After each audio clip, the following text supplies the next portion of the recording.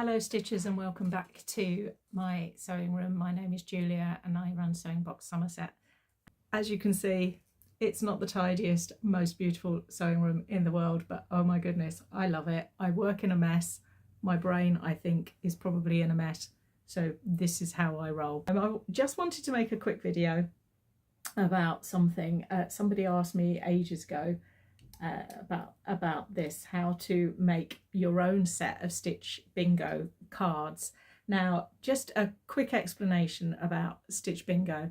This was an idea I came up with during lockdown when I was doing a weekly online, just to sort of keep everybody ticking over really. And this weekly thing turned into 2 years of every week. So it became a bit of a thing. It was fine when I first started because, you know, lots of patterns I've been teaching for years, so I had lots of stuff to draw from. And then what happened was, of course, as things went on and time went on, creativity, you know, isn't always there on demand. So sometimes it needs a little bit of a push. And one of the things that I came up with, and this was mainly because I was working at the time as well out of the house, so some days when I got back to do this live I hadn't had time to sort of really come up with a master plan, was this game called Stitch Bingo. And what I did was I used to send out put a picture up of the copy of my stitch card on my machine, which has got quite a lot. It was a different machine at the time, but it had quite even more stitches, I think, actually on it, and said, right, pick 3 stitches, any 3 stitches that you like, you pick them, and I need to then, using the straight stitch, the triple stitch and the zigzag stitch, and I think there was, oh yeah, and the over edge stitch, that's become one of my go-to, those 4 stitches. These are the stitches that I am allowed to use in any circumstance. The rest I have to try and stick with the stitches that you've given me and come up with basically just a little sort of postcard size picture. It became a bit of an obsession, to be honest with me, because I love a fancy stitch. Got to say, one of the first things I look at when a new machine comes onto the market, especially if I'm working at the shows, is the stitches and what they've got and what you can actually do with them.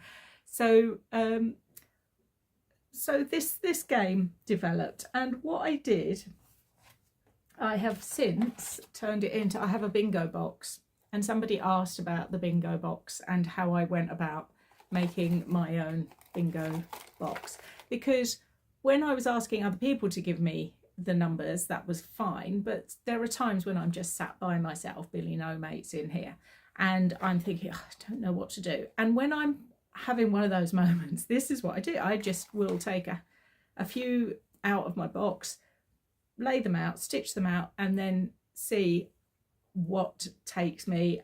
And I then find that will then start sparking off stuff in my brain. That may say more about my brain than anything else, but I find it a really good way to get the creative juices flowing back through the system.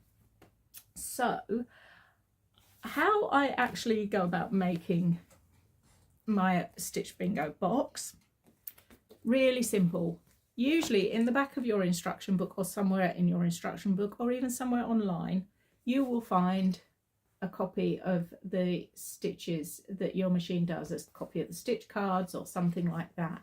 So I print that out onto a lightweight cardboard, and then I've cut out the rows, and then I will cut out the individual stitches. If you have a laminator, laminate it first and then cut it out, because it will then just make them last a little bit longer, to be honest. I don't put the numbers on mine generally, and that's because I tend to have different machines to work on at different times, so I just go with the stitch. And also if I'm teaching and people have got machines from different companies to the one that I sew on, for example, a lot of the time we're all working with the same basic stitches to a large extent. So I just keep mine without the numbers. But if it's your machine, then I suggest you do the numbers as well, so it's easier for you to find when you actually go to the machine. I have also done these little stitch cards, which I've used when I've done this sort of in a workshop or class.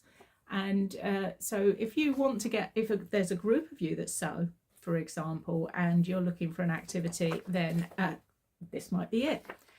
You give each other some numbers maybe, or you draw them out of the hat, and then you give yourself a time set to see how long it takes you to produce. And I would say postcard size is ideal. All of these have been sort of started, shall we say, with a bit of stitch bingo, and then I just work on them afterwards, or I might do a little bit of a plan and then come up with something else.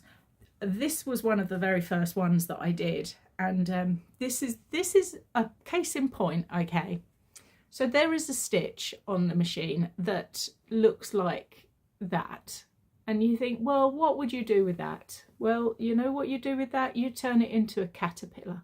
That's what you do with that. And it's that kind of thing, because that stitch I've kind of looked at and thought, okay, when would I, yes, it's a decorative stitch, but what would I use it for? But I stitch it out and I'm thinking caterpillar. And even now I'm looking at that and thinking, oh yeah, but that would also look nice in a circle if you did it around the centre of a flower, wouldn't it? And this is what I mean, is that by stitching them out, by looking at them in a slightly different way, you start to, your imagination starts to go, and it will make you look at those stitches and use those stitches much more, but not just those stitches, everything else around it. So that's how to go about making your little stitch bingo box. If you don't have a laminator, and this shows how sad it was, but where is it? Oh, here we go, look. I didn't have a laminator when I did my original ones. So do you know what I did? I just spent an incredibly long time putting them onto sellotape and cutting them out. I mean, you know, I was just sitting in front of the telly, but yeah, laminator would have probably made life much, much easier, wouldn't it? So you don't need to go all out on that if you don't want to. But if you do want to make your own kit and have a go, then please do. And keep an eye out, because I will do some more videos about stitch bingo, and maybe we'll make this a bit of a regular thing, because I think it's fun. I know a lot of other people thought it was fun, and that's what this is about, isn't it? Sewing is fun, that's for sure.